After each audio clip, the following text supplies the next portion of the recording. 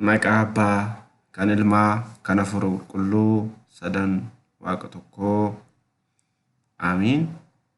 Maatii Waaqayyoo biyya keessas biyya alas kan jiraattan maqaa Gooftaa keenya Iyesuus Kiristoositiin nagaan isiniin jedhaa. Amiin. Waaqayyoon Abbaan jaalalaa, Abbaan dhiifamaa akka balleessaa keenyaa, akka cubbuu keenyaa ilaalee osoo nutti hin eekkamin kan yeroo kanaan kan nu ga'e maqaan isaa kan ulfaatee nuuf haa ta'u. Obboloota koo yeroo darbeef waa'ee barumsa amantaa jedhu wajjin ilaalaa turree jirra. Akkaataa siyaasaa biyya keenyaa kana amantaa fi siyaasa wal dha'uusaa isa kanarraan ta'eet anis karaa yuutuubiitiin barumsa koo addaan dhiiseen jira. Waaqayyo yoo jedhee fuulduratti immoo kutaa hafee ittan deebi'aa jechuudha. Kanaaf obboloota koo yuutuubiin kun garbicha Waaqayyoo jedhaa. Namoonni hundiyyuu kan biyya keessas biyya alaas jirtan maqaa Waaqayyootiin sheerii gochuudhaan, laayikii gochuudhaan, sabiskiraayibii gochuudhaan akkana qarqaartan maqaa Gooftaa keenyaa Iyesuus Kiristoositiin isinan gaafadha. Kaayyoon yuutuubii kanaa waa lamaaf. Tokkoffaan amantaa Ortodoksii Tawaahidoo dogmaa, qannoonaa fi tufiitii kan eeggate barumsa abbootii keenyaa wal barsiisudha. Asuma keessatti immoo deebiiwwan amantoonni biroo gaafatan, gaafiiwwan amantoonni biroo gaafatan deebii manni amantaa keenyaa laattu yeroodhaan deebisuudhaa fi gaafii miseensarraa dhufu deebisuudhaaf qophiidha. Lammaffaan immoo barumsa addunyaa as keessatti barsiisuu nan danda'a. Dhaloota ni jijjiiraa, ni barsiisaa waan jedhu tokko keessattuu barattoonni injinariingii damee bishaanii jala jiran jechuudha. Bishaanii jala jiran haayidrooliksii jechuu danda'u, irrigeeshiniidhaan ta'uu danda'u. Isaan kuniin barumsa kanaan booda darbuu yoo haalli naa mijaa'etti viidiyoodhaan dhiyaachuudhaaf nan jedha. Haalli ammaaf waan naaf hin mijoofnee fi kanaaf hundi keessanuu sheerii gochuudhaan na gargaaruu dandeessu. Ammaaf namni 960 sabiskiraayibii na godhee jira. Baay'een itti gammadaa. Amma immoo isin hundi keessanuyyuu hiriyoota keessaniif sheerii gochuudhaan yuutuubiin kun keessanii afaan Oromiffaatiin tajaajila kennina waan ta'eef kanaaf hundi keessanuyyuu maqaa Waaqayyootiin akkana qarqaartan isinan gaafadhaa jechuudha. Hiriyoota keessanii biyya alaas biyya keessas warroonni jirtan sheerii gochuudhaan sabiskiraayibii gochuudhaan na gargaaruu dandeessu. Maqaa Gooftaatiin irra deebi'ee isinan gaafadha. Guyyaa har'aa Waaqayyoon yoo jedhee wantoota sadii wajjin ilaallamatti turee godhannee wantoota sadii. Inni jalqabaa ayyaana waggaa. Ayyaanni waggaa yeroo dhufu eenyuun yaadachuu qabnaa? Keessattuu immoo nuti kiristaanonni ayyaana waggaa akkamitti dabarsuu qabna isa jedhu sanii wajjin ilaallaa jechuudha. Barri moofaan sun dabree jiraa jedha kitaabni qulqulluun. Barri moofaan sun dabree jiraa. Barri haarofti immoo dhufee jiraa jedha. Uffata isa moofaa san jedha. Uffata isa moofaa san dhiisatoo uffata isa haarawaa san uffadhaa jedha. Kana jechuun nuti cubbamtoota taanee addunyaa kana keessa yeroo deddeebi'aa turreetti Gooftaan keenya Iyesuus Kiristoos maqaa isaatiif galanni haa ta'uuti haadha keenya dubroomarraa dhalate dhalamaa hundasaa bilisa akka baase hundi keenyayyuu ni beekna jechuudha. Amma nuti barri keessa jirru bara araaraati. Bara araaraa kana keessa immoo ilmoon namaa bara itti gara Waaqayyootti deebitu jechuudha. Gara Waaqayyootti deebitu, Waaqayyoodhaan walitti dhiyaattu, Gooftaaf faarfattudha jechuudha. Jaalalaan tokkummaadhaan yeroon itti Waaqayyootti dhiyaannudha jechuudha. Kanaaf kiristaanonni bakka jirru hundatti gaabbii galuudhaan cubbuu bara 2011 san keessa raawwanne yaadachuudhaan gaabbii gallee bara 2012tti immoo nama haarawaa taanee Kiristoos wajjin jiraachuudhaaf qophaa'uu qabna jechuudha. ከናፊደ ቁልቁሎኒ ጳውሎስ እናንተ የእግዚአብሔር ቤተ መቅደሶች ናችሁ ኢሲም መነ ቁልቁሉማ ዋቀዮቲ መነ ቁልቁሉማ ዋቀዮቲ ይሁን የዱ ኢሲም ቡልቶ ዋቀዮቲ ናቸው ጎፍታን ከኝ ክርስቶስ ኤርገ ቡልቶን ጉዳቴ ኑቲሞ ኢሳፍ ቆጶምኔ ጅራይዳ akkasuma mul'ata Yohaannis irratti maal jedha amman dhufutti isa qabdan eega እስከምመጣ ድረስ ያላችሁን ጠብቁ amma dhufutti isa qabdan eega kan dhufummoo eenyudha gooftaa keenya Iyesuus Kiristoos jaalatamaa abbaa keenya kan nuuf jecha fannoorra oole kan nuuf jecha fannifame abbaa keenya Iyesuus Kiristoosidha jechuudha. Kanaaf kiristaanota hundi keenya iyyuu addunyaa kanarra yoo jiran wantoota kaniin beeknee gooftaa wajjin jiraachuudhaaf qophiidhaan ka'uu qabna. waaqayyo wajjin jiraachuudhaaf jireenya haaraa jiraachuudhaaf isa faarfachuudhaaf isa galateeffachuudhaaf inni galateeffataamaadha waan ta'eef mootii bara baraati waan ta'eef isa faarfachuudhaaf ka'uu qabna jechuudha. Gaafa kana goonedha gooftaan illee immoo gara keenyatti dhiyaata jechuudha.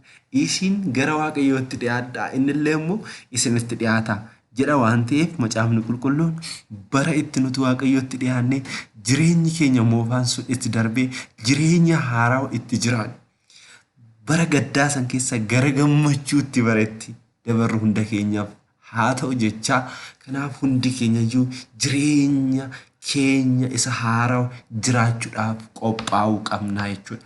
Obboleessa keenya yoomiinee jiraan obboleettii keenya yoomiinee jiraan ollaa keenya yoomiinee jiraan dhiifama gaafachuudhaaf barri Yohaannis bara araaraa akka nuuf ta'u hundi keenya iyyuu tokkummaadhaan ka'uu qabna jechuudha. Obboleewwan koo kanan isinidhaam. Inni lammaffaan wanti isinidhaamu ayyaana wajjin wal qabatee wantoonni dhufan wantoota baay'ee akkuma nuti ayyaana qopheessuudhaaf mallaqa itti gammaduudhaaf walii gaffiifinu diinne keenya kan ta'e daabiloos immoo nu balleessuudhaaf Kiristoosin adda nu baasuudhaaf karaa irratti kan fiigu waan jiruuf of eeggannoo gochuu qabna jechuudha. Yeroo deemnu ilaalaa deemuu qabna eenyu wajjinan oolaa jechuu qabna. Keessattuu iyyuu yeroo ayyaanatti wal qabate alkooliiwwan baay'een ni dhugamu namoonni ni machaa'u. Yaa ijoollee waaqayyoon garuu gooftaan keenya Iyesuus Kiristoos alkoolii akka dhuguun nurraa hin eeyyamamne nu barsiisee jira jechuudha. Mee macaafa qulqulluuraa wantoota tokko wajjinaa ilaalla. Namoonni baay'een macaafa qulqulluu irratti alkoolii ifama. Alkoolii hin dhuginaa wanti jedhu hin jiru nun jedhu. Garuu macaafni qulqulluun mee maal jedha waan jedhu sani wajjin haa ilaallu caqasoota baay'ee isa tokkoffaa irratti maal jedha? Nooyi daadhii wayinii dhugee machaa'ee dukkaana keessatti qullaa taa'ee jedha. Seera uumamaa boqonnaa 9 lakkoofsa 21 irratti Nooyi abbaan keenya jechuudha. Nooyi abbaan keenya wayinii kan jedhame alkooliidha. Ni dhugee ni machaa'e wanta isin ajaa'ibu wantoota biroollee ni raawwate. Kanaaf alkoolii dhuguun gatiin isaa kanaa jechuudha. Lammaffaan immoo yoo machoofte ijoollee kee wajjin sagaagaltaa irraa fagaadhu kan jedhu ergaan seera uumamaa boqonnaa 19 lakkoofsa 23 irratti Loox abbaan keenya waaqayyoon magaalattii Saadomii fi Gomoraa yeroo itti balleesseet ijoollee isaa wajjin oolchee ture. Dhiironni waan hin jirreef ijoolleen isaanii kun abbaa isaanii Loox alkoolii yookiin wantoota nama macheessu obaasuudhaan abbaa isaa wajjin sagaagalanii jiru jechuudha.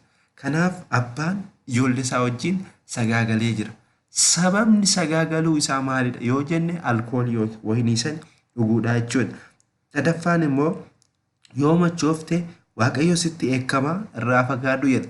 Tokkoffaa Saamu'eel boqonnaa 25 lakkoofsa 26 irratti jechuudha. Yoo ati machoofte wantoota hin taane keessa seente waaqayyo eekkamsa irratti buuse. Kanaafuu machaa'uu kan qabne. Arfaffaan yoo machoofte haadha manaa kee wajjin nama birootu sagaagalaa irraa fagaadhu jedha. Laali haadha manaa kee foon kee qaama kee wajjin jechuudha. Lammaffaa Saamu'eel boqonnaa 11 lakkoofsa 13. Shanaffaan yoo machoofte nama arrabsitaa qullaa taataa afaan wal sixaxa madaalli kee dheegduu hin dandeessu. Ifa eeguu hin dandeessu. Sareen afaan si arraabaa ni sagaagaltaa ijoollee kee baraa irra buuftee. Macaafa fakkeenyaa boqonnaa 20 lakkoofsa 1. Macaafa fakkeenyaa boqonnaa 23 lakkoofsa 20 hanga 35tti dubbisuu hin dandeenya. Yoo machoofte mootummaa Waaqayyoo hin dhaaltu waan ta'eef. Mootummaa Waaqayyoo kaayyoon kiristaanotaa mootummaa Waaqayyoo dhaaluudha. Kanaafuu obboloowwan koo alkooliin waan akkanaa akka fiduuf irraa of eeggachuu qabna jechuudha. Isas Maatiyos boqonnaa 24 lakkoofsa 49 hanga 51, Luqaasii boqonnaa 21 lakkoofsa 34, Galaatiyaa boqonnaa 5 lakkoofsa 20 dubbisuu ni dandeenya jechuudha. Nama machooftu wajjin hin taa'ini Waaqayyo walitti buutaa. Tokkoffaa Qorontos boqonnaa 5 lakkoofsa 11. Kiristaana yoo taate sirbaa fi machaa'uun deddeebuu hin qabdu. Roomee boqonnaa 13 lakkoofsa 13. Ilaala kan kiristaanota. Wantoonni kun macaafa qulqulluu irratti osoo barraa'ee jiru namoonni akka macaafni yookiin amantaan keenya amantaan Ortodoks Tawaahidoo alkoolii dhuguu eeyyamteetti yeroo ayyaana alkooliin mana guuteedha jechuudha. Kanaaf of eeggannoo gochuu qabna kiristaanota. Waaqayyoodhaan walitti bu'uun ayyaana gaafa jennu ayyaanni suni Waaqayyoodhaan walitti nu buusa yoo ta'e ayyaanaa miti jechuudha. Xaa'ootiitti deema, gara xaa'ootiitti deema jechuudha. Kanaafuu obboloowwan koo yeroo ayyaana dabarsinu of eeggannoo gochuu qabnan isiniin jedha maqaa Waaqayyootiin isinan gaafadha. Inni sadaffaan wanti isin jedhu yeroo ammaa yeroo rakkisaa keessa jira. Yeroo rakkisaa dubbachuudhaafis yeroo nu rakkise. Yeroo itti sodaa keessa jirruudha jechuudha. Kanaaf kiristaanonni of eeggannoo gochuun yeroo kana barbaachisaa jechuudha. Maal jechuu kiyyaa? Maal jechuu keetii? Waa'ee maalii taasa'artaa? Yoo jettan waa'ee gubachuu mana kiristaanaa. Manni kiristaanaa gubachuun hunda keenyaa dhimma nama guyyaa 40-80tti cuubame hunda isaatu ilaallata. Phaaphaas illee miti hunda keenya ilaallata. Bira darbee amantoota biroollee ilaallata jechuudha. Nageenyi yoo jiraate wajjin nagaadhaan kan jiraannu jechuudha. Nageenyi yoo hin jiraanne hedduu rakkisaadha jechuudha. Kanaaf obboleewwan koo yeroo ammaa adannoowwan adda addaa wantoota baay'ee godhamaa jira. Nuti hin deeggarras yoo jenne wantichi adda nuuf hin baane. Wantichi siyaasa dhabu amantaadha waan jirus hubachuun nu rakkisee jira.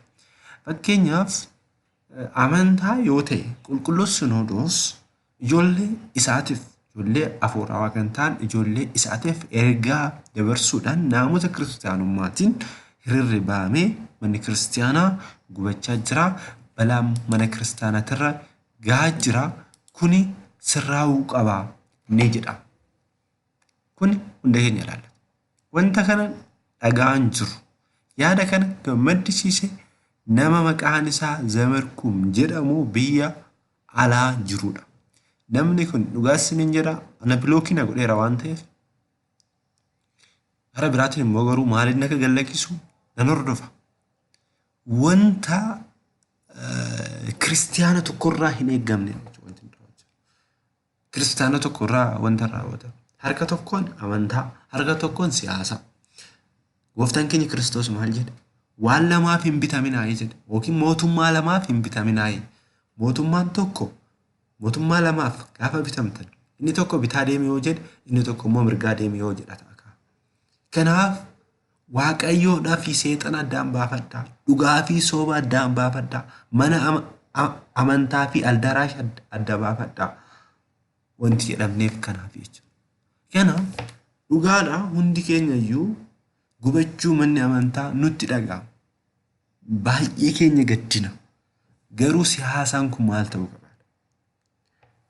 Fakkeenyaaf Abiin warra jedhamu ibsa kennaa jiru. Maaltu kana keessa isaan galcheedha? Erga amantaa ta'etti. Kanaaf kiristiyaanota nuti rakkannee jirra. Kanaafuu naannoo jirtanitti mana amantaa keessan eegaa isin jedha. Mana amantaa keenya eegu. Bakka jirrutti ayyaana dabarsuu qofa osoo hin taane zabanyaa wajjin yookiin waardiyaa wajjin ta'uudhaan manni amantaa eegamuu qaba yeroo kana. Namoonni baay'een amantaa birootiin walitti nu buusuudhaaf wantoonni isaan raawwanne hin jiru. Wantoota baay'eetu ta'aa jira. Argaa jirra. Fakkeenyaaf kaleessuma kana Jimma keessatti waan ta'e manni kiristaanaa gubate jechuudhaan uummata walitti buusuudhaaf yaalii yaalame baay'eetu jira. Yoo ragaan qabatamaa harkaa qabaachuullee baadhee jechuudha. Ammas wantoonni akkanaa akka raawwatamu nan amana. Asallaa keessattuu maaltu ta'e? Wanta akkanaatiin raawwachaa jiru. Kiristaana fakkaatanii fannoo hidhatanii namoonni baay'een namoota walitti buusuudhaaf namoota ajjeesuudhaaf amantaa keenyaaf wareegamna jechuudhaan oduu garaagaraa oofaa jiru. Inni biraa immoo mootummaadhaan mormuudhaaf. Abiyyi Beenxeedha. Maaltu nu galchee kana nu keessa? Nuti waa'ee mootummaa waaqayyooti kan barbaadnu. Dhugaadha. Kiristaanni tokko mootummaa waaqayyoo dhaaluu yoo biyyallee bulche isan dhokku bulchuu qaba. Ijoolleen tawaahidoo ammas jiru. Aangoo gurguddaa irra kan jiran baay'eetu jiru. Protestaantiin qabate, Musliimni qabate, waaqeffataan qabate ana dhimma kooti miti. Don't care. Ana wanti na ilaallatu hin jiru. Mirgi kiyya bichaa hin tuqaminidha. Mirgi kiyya bichaan hin tuqamin. Anis akka lammii Itoophiyaatti waan narraa eegamu tokko argadhee biyya kana keessa jiraadhee seeraan jiraachuudhaaf mirgan qaba. Mirgi kunaaf eegamu qabaadha. Jiraachaa tan jirammoo jechuudha. Amma garuu namoonni karaa dimokiraasiitiin aangoo qabachuun harkaa kufe nama jechaan yookiin dubbiidhaan amansiisuu hin dandeenye karaan isaa filatan keessa karaan tokko karaa amantaatiin jeequmsa kaasu. Kanaaf abboonni amantaa waaqa jedhaa ta'u waadaan isin argaa jira. Boru itti gaafatamtu. Wantoota akkanaa kana uummanni akka keessa hin seenne wanti siyaasaa jedhamu mana amantaa keessaa ba'uu akka qabu hundi keenyayyuu tokko tokkoon keenyaan amantaa keenyaaf dhaabbachuu akka qabu. Kanaaf beeta kiristaana bakka jirutti eeguu qabdu jechuudha. Qeerroo Oromiyaatiifis wanti hin dabarsu isa kanaadha jechuudha. Muddamtanii wantoota hin taane keessa seenuu osoo hin taane wanticha san adda baafattanii karaa seera qabeessatiin karaa naamusa qabeessa ta'een nuti addunyaadhaaf fakkeenya ta'uu qabna. Kiristoos jaalala lallabee malee jeequmsa lallabni Kiristoos. Sommaa Kiristoos akkas ta'e addunyaa tana bishaan gochuu danda'a, soogidda gochuu danda'a. Garuu inni jaalalaan nu bite Kiristoos abbaan keenya. Mana amantaa siyaasaa warroonni godhatan baay'eetu jiru. Alaabaa qabannee baana, alaabaadhaan bareennee baana jechaa jiru. Alaabaan sun immoo eenyudha ree? Alaabaa san kan qabatee har'a dhiichisaa jiru eenyu? Ani waa'ee siyaasaa nan ilaallatu obboleewwan koo. Amantaa kooti irratti garuu siyaasaan seenuu qabu. Dura seenee jira kan seenee bahuu qaba. Amma seenuu hin qabudha. Kaayoon koo. Kanaaf lubbuu kootillee waan ta'e dabarseen kenna. Amantaa kooti. Amantaan koo Ortodoks tawaahidoodha. Eenyullee osoo hin taane waaqayyoorraa kan naaf kennamtedha. Gooftatu naaf kenna. Waan gooftaan naaf kenne immoo eenyullee narraa fudhachuu hin danda'u. Kanaaf obboleewwan koo sheerii olii guddaa ta'u kana hubannoodhaan xinqqaaqeedhaan bira darbuu qabna. Hundi keessan immoo kadhannaadhaan biyya keessas biyya alas warri jirtan kadhannaadhaan cimuu qabdu. Yeroon kun yeroo hamaa yeroo baay'ee sodaachisaa itti ta'edha waan ta'eef waaqayyoon hunda keenya wajjin haa ta'u.